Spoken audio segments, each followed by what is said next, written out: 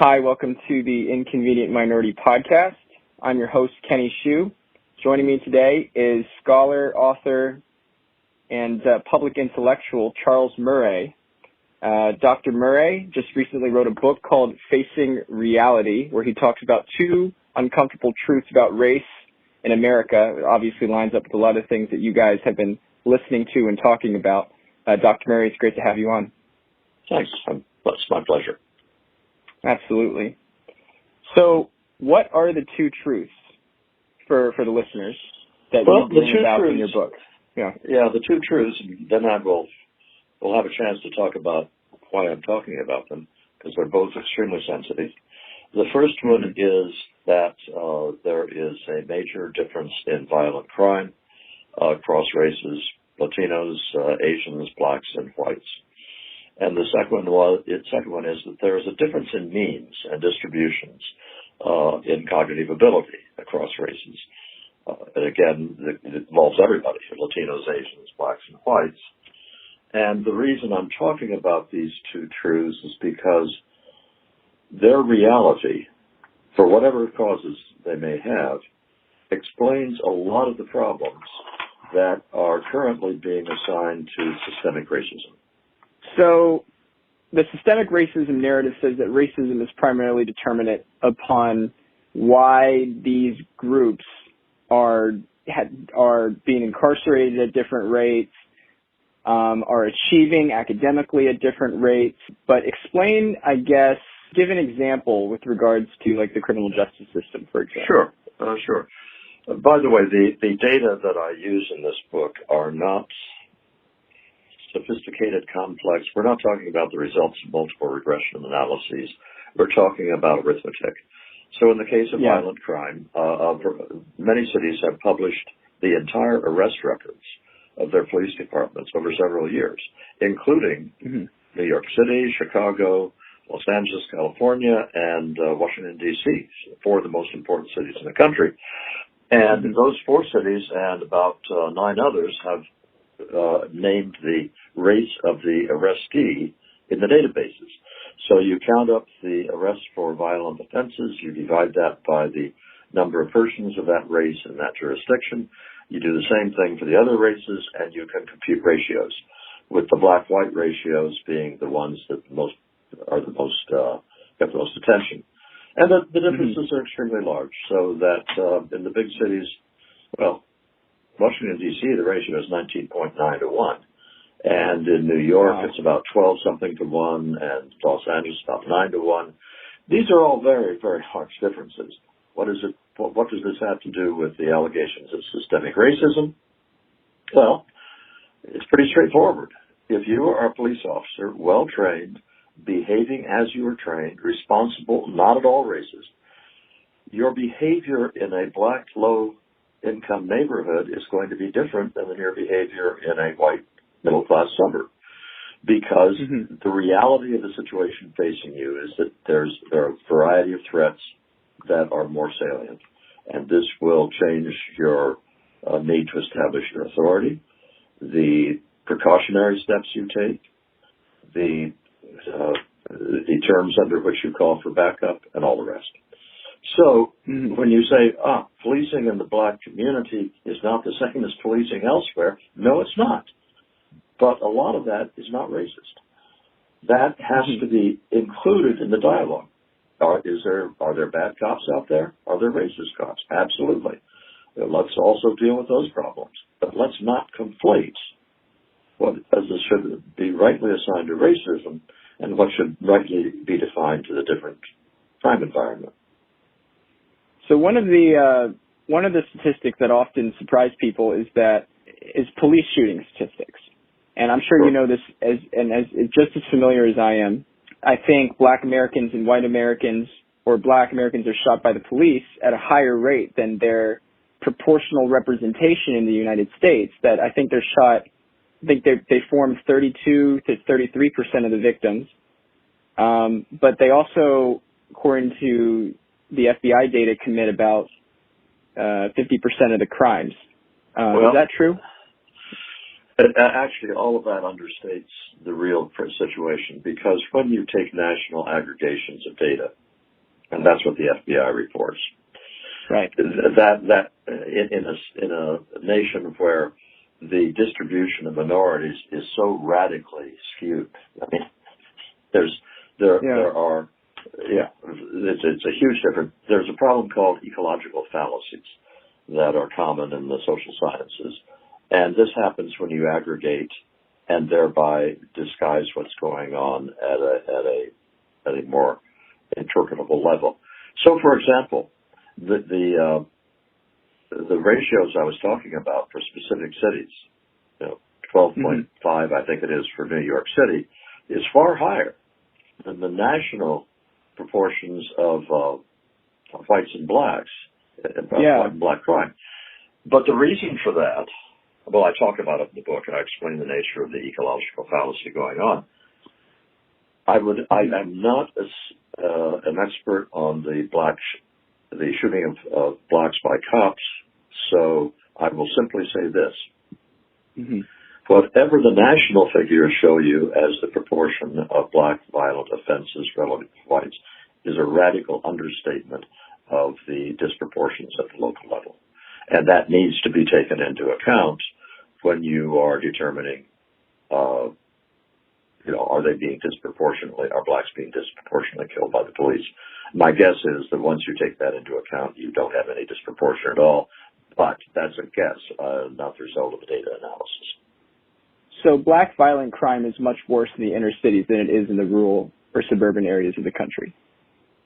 Yes, it's that's a simple way of putting it.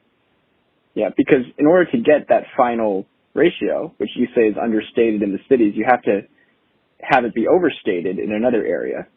And so, well, it's too complicated to explain in a podcast. There's an example in the book where I point out how you could have a national rate that drastically understates the rate in specific cities. But let's leave that alone for the time being. Sure. I want to talk about. By the way, Kenny, I want to add something. All of the databases I used for these statements are online and can be downloaded.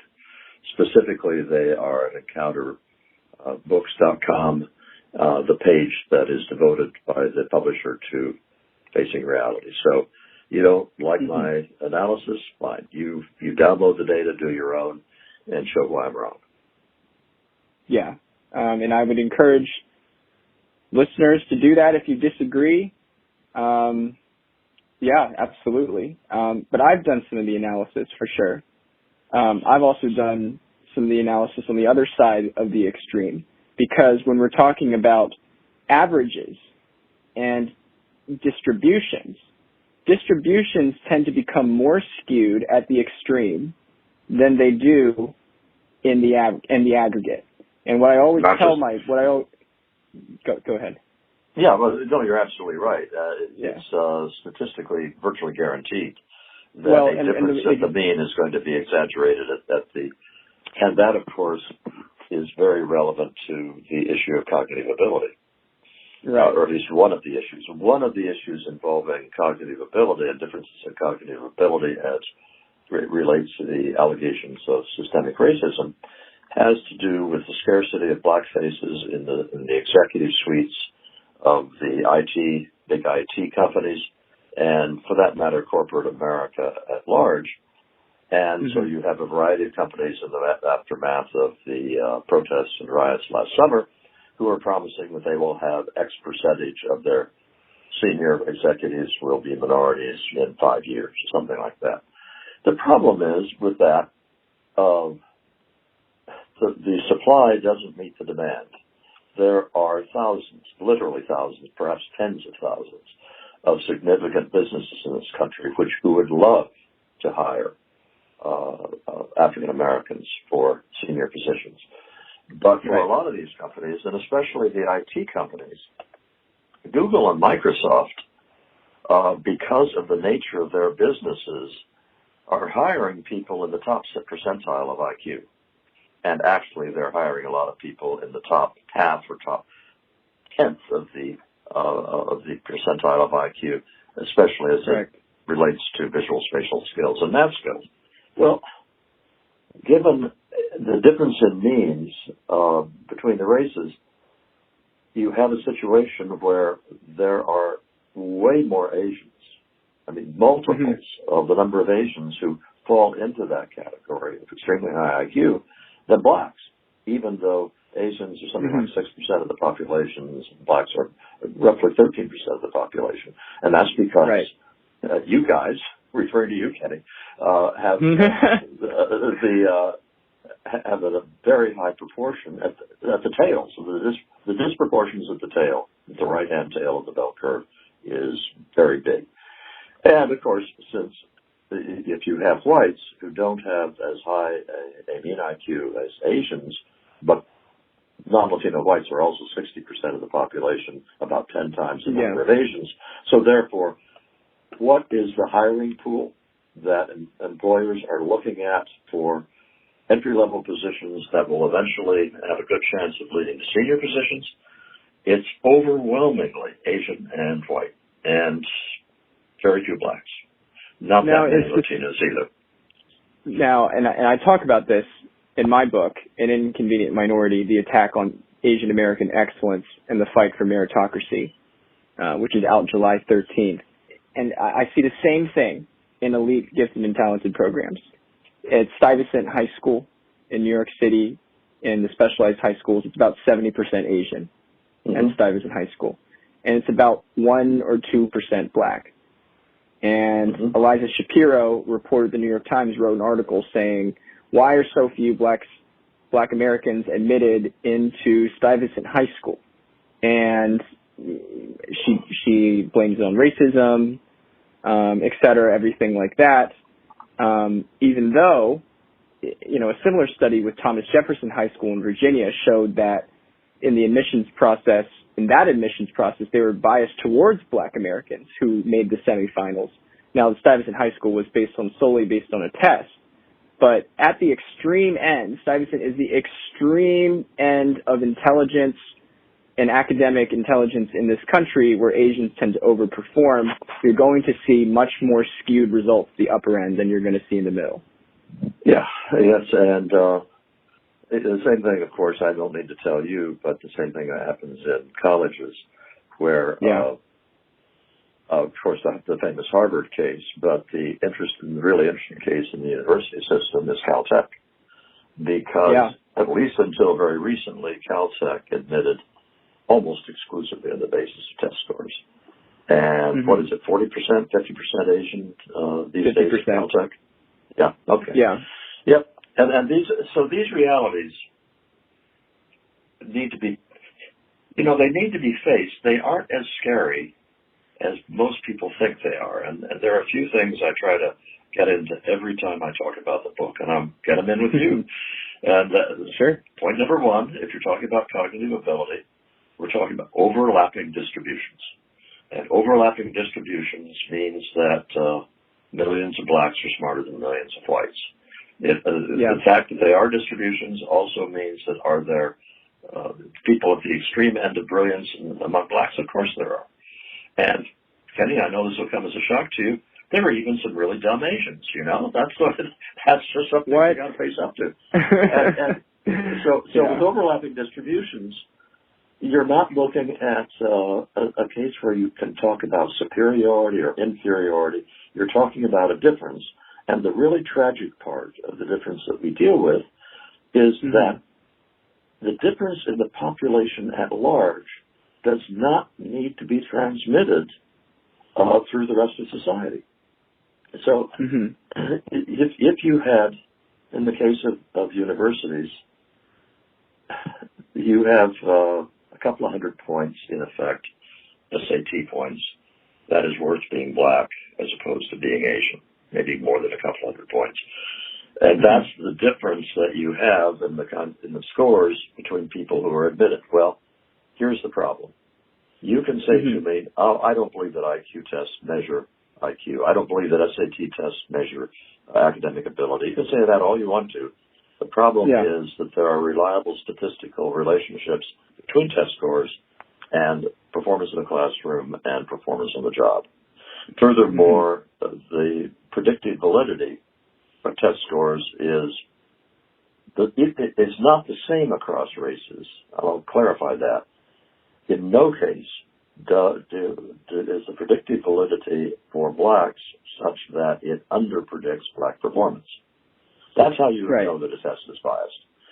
If you have a test where a person gets low scores, but you actually put that person in the classroom or you put that person in the job and they do better than the test would have predicted, that test is biased against that person. That simply does not happen. And I'm talking about a vast literature that has tested out this proposition, replicated to a fare thee well. When I said there's a caveat, the test scores do often overpredict black performance. So that reflects problems too, but the problem is not that the tests are biased against blacks. It's kind of the opposite. The best thing that can happen, in a way, if you think of it in this regard, is for black African Americans to take the test, because the test will give if anything, an optimistic measure of their ability. And it tends to give the poor, a better leg up against the rich too, because now you can stand toe to toe with the rich and you can compare scores.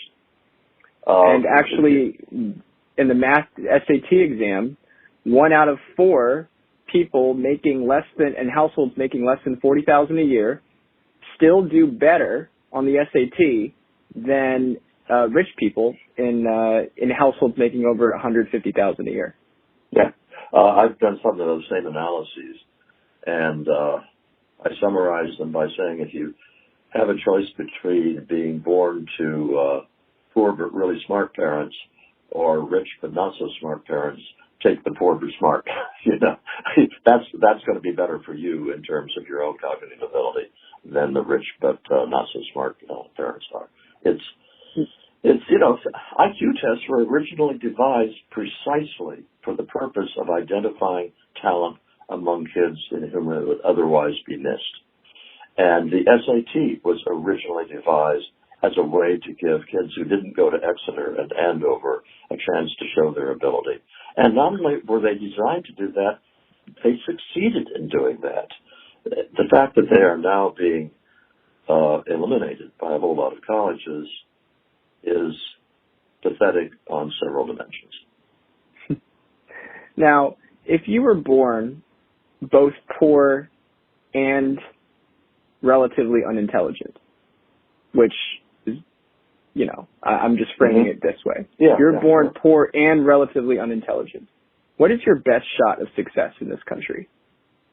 There are lots of ways that you can come to adulthood making a really good income.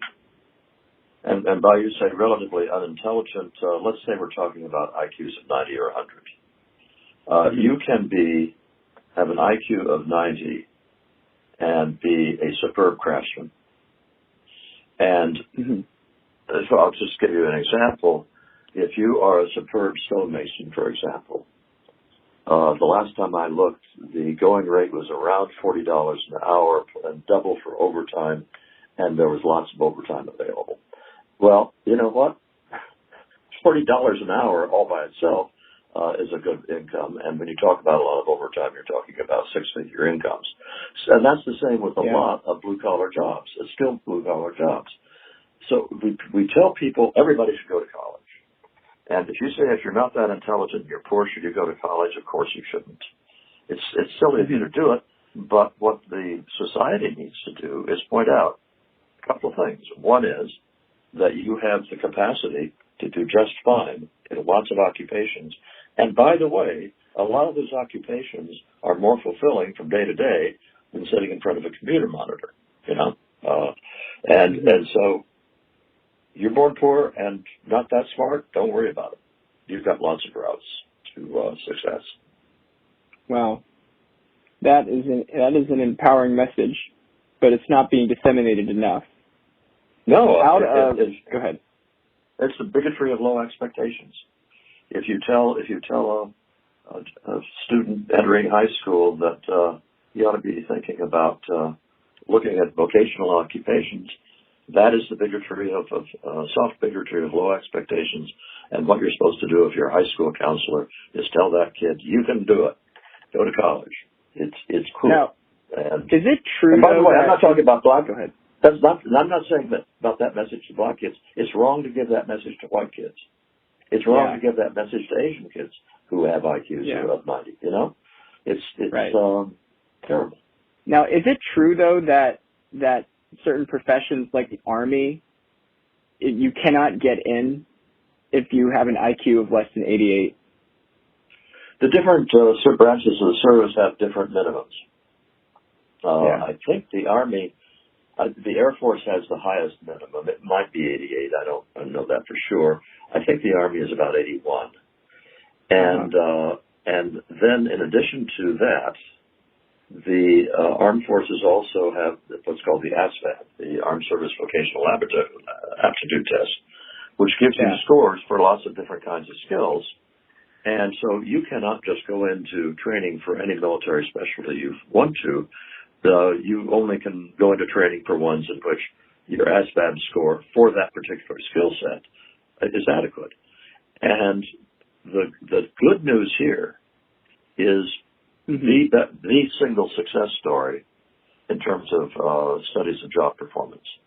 In every single, in the meta-analyses of the literature on job performance by race, in virtually every occupation, whites have higher job performance on average than blacks. Yeah. By the way, Asians are such a recent phenomenon in this country, there's really no good data on them, as far as I know. Okay, there is one exception, and that's the U.S. military. In the U.S. military, you have, I think, three major dimensions on which you measure job productivity. One is job knowledge, a second is discipline, and the third is military bearing. And each of those three are more complex than my quick summary of the labels for them. And do whites continue to have an advantage, but not a huge advantage, on job knowledge? Yeah, they do. But blacks do better on military bearing, and at least as well, in some studies, better on discipline. And you combine these in sort of a standard global measure of job performance. And in one meta-analysis, it's virtually the same. And in another meta-analysis, blacks have a slight advantage. There is no other industry in the country that has produced that kind of equity in job performance. Wow. And I wish that other employers would take a look at what the military does and say, maybe we ought to do more of that. I think, based on that data, I think meritocracy is one of the best things that you can bring about for black Americans in this country today. Well, I'm allergic to the word meritocracy. And since you've given me an opening, I will tell you why. Yes. Because of changes in the economy in the last half of the 20th century, and that have continued to this time, one particular skill set has become economically extremely valuable, far more valuable than it was previously, and that's IQ. Yep. A great many of the most highest paying jobs in the country didn't exist half a century ago. And furthermore, the people who are most qualified to make those big salaries in those new jobs are largely people who have really super visual, spatial, and math skills, but may not have that terrific social skills, may not have that, terrific verbal skills. And 50 years ago, what could they make a living at? They could make a living at being a math professor. If they had enough social skills to do that, they could make a living being an actuary. But those are not lucrative. So here's the point. The skill set we know as cognitive ability is a matter of pure luck of the draw. Nobody has acquired their high IQ by trying hard. This is not to say the environment doesn't play a role. So IQ is genetic? IQ is more than 50% genetic. And the environmental component is largely what they call the non-shared environment. I won't go into it here, but it's not the things people expect. It's not parenting style. It's not the quality of the school the kids go to and that sort of thing. It's other kinds of things, sometimes things that happen in the womb. In any event, None of us can claim to have earned our IQ. And we have a problem with a lot of high IQ kids who are acting sometimes awfully smug and awfully superior and awfully dismissive of people with less stellar IQs, as if they were somehow, it was meritorious of them to have their high IQs. The reality is that everybody in the 21st century who has a really high IQ should be on their knees every night thanking God to whatever deity they pray to or fate for being so very, very lucky. However, if you substitute for meritocratic that giving everyone a fair shake is the best thing that could happen to blacks as opposed to aggressive affirmative action, I completely agree. I think one of the saddest things that goes on in the current university system are very talented blacks who get into MIT, and they could do terrific at a whole bunch of good universities. They're in the top 5 percentiles, let's say, of IQ, but at MIT, they're up against the people in the top 10th of the top centile. Actually, it was a person you know, Professor Shu, I think it was, at Michigan. Am I pronouncing it correctly? Michigan State, Stephen Shu. Yeah. And he actually had a father who taught engineering at Iowa State. And so he grew up there. And he pointed out, and he was talking about white students at Iowa State. He said a lot of them make good engineers, but if you throw them into Caltech, they'd fail. They'd be out of there. Because at Caltech, you're not competing against other people who are in the same ballpark that you are. And the same thing is true of the black-white situation in places like MIT. It is very demoralizing, no matter what your race is, to have been at the top of your class in high school and then be thrown into a situation where you're in the bottom of the class. And that produces, I am quite confident, that criminally high dropout rates among very talented students at the elite universities. I say I'm confident that's true rather than I can prove it's true, because guess what? Universities do not release data on dropout rates by race, especially the elite universities. Guard those numbers very, very closely. Yeah, they're so guarded. And, you know, I'm well aware of, for example, black students who come out of high school, a higher rate of them want to be doctors and go into engineering than white students. And they actually do it at HBCUs. But when they're put into elite programs in which they're ill-suited for, especially in the math and the sciences, they tend to get discouraged. And as anyone would. As anyone would. Yeah. Right. Yeah. Actually, I had a personal experience of that myself, and it involves MIT. I was a graduate student. I got my PhD at MIT in political science, which most people at MIT don't consider a real MIT education. But I loved to program. This is back in the early 1970s, and I'd stay up all night programming. I loved it. Wow. And I also came to realize I loved it, but I wasn't that good at it. You know? And I could have, and I've often thought, I almost hesitate to say this because when white people start to talk about how black people should understand better what's good for them, that sounds very condescending. But I will just simply report, it often occurred to me that if I'd had exactly the same passion for programming and exactly the same skill level as I really had, IBM would have snapped me up in a heartbeat. Snapped me up and given me a nice salary and a good title, and I would be at IBM not a programmer because I wouldn't be good enough to be a top programmer at IBM. I would either be, squirreled away in a lowly position I'd probably never rise out of, or they'd shift me into human resources. And I just thought of the way that I ended up with a pretty good career because I said to myself, no, this is not your strong suit.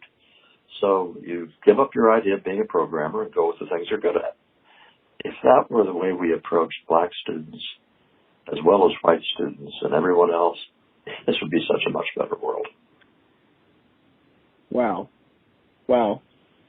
This is, and, Dr. Murray, that's how I felt, because I was always good at math, but I wasn't the best at my school. I joined the math counts team, and sometimes I would make state, but I would never get past the top rounds. I got a high score. I was good enough to study hard for the SAT and get a high score on my I got a 770 out of 800 on math. And that's really good. That's really good. But I loved writing, and I was a superior writer, and my English teachers knew it. And I'm convinced, and I had this doubt, the same thing as you did, when I was in college. Should I go and be a consultant at Deloitte? When they had an internship. Eventually I didn't get the internship, so it made my decision a lot easier.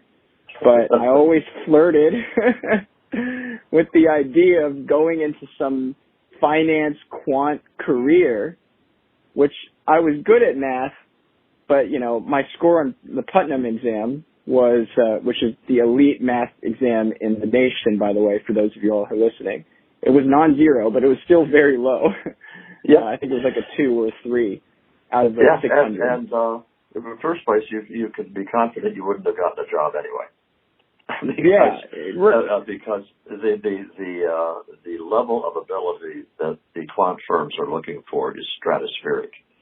Oh my gosh! Forget about the top 10th of the top percentile. I think you're looking at the top 100th of the top percentile for a lot of the people in those careers. So you were saved from making a mistake, and you went in the direction of your strengths. And that's the way it should be for everybody. The people talk about equal opportunity. In many ways, blacks do not get equal opportunity because of being treated preferentially by the system.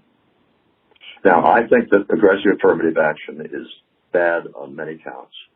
And the ones I've been talking about, the ways it's bad for talented black students, is only one of them. But I think it's one that people tend to dismiss too quickly. I think it's pretty important. I think so too. I think we should, as you're saying, your policy solution, it seems to me, is we should encourage people to go to where they're good at, and they will have a good career. If they go to where they're good at and aren't pressured one way or the other. And we take once again as our ideal, the ideal that defined America. We treat people as individuals. That it's what you bring to the table that determines how you do. By bring to the table, I don't mean just IQ. I mean your values, your virtues, all the things that make you a person. That combination of things determines how you are perceived, not the fact that you are Asian or black, not the fact that you are male or female, nor any of the other identities that are now being used as basis for identity politics. I guess I'll have to leave it at that for reasons of time, but I think that's the lesson to take away from all this.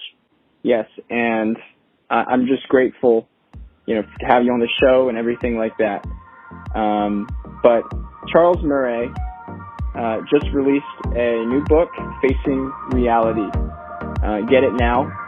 And thanks so much for being on the show, Dr. Murray. I've been happy to be on. Thank you. Bye-bye. Thank you. You're listening to the Inconvenient Minority Podcast with Kenny Shue. Thank you for listening. Please leave a review if you're interested in more of my content on race, identity, and culture. And I'm really glad to see you all in this podcast today. See you next time.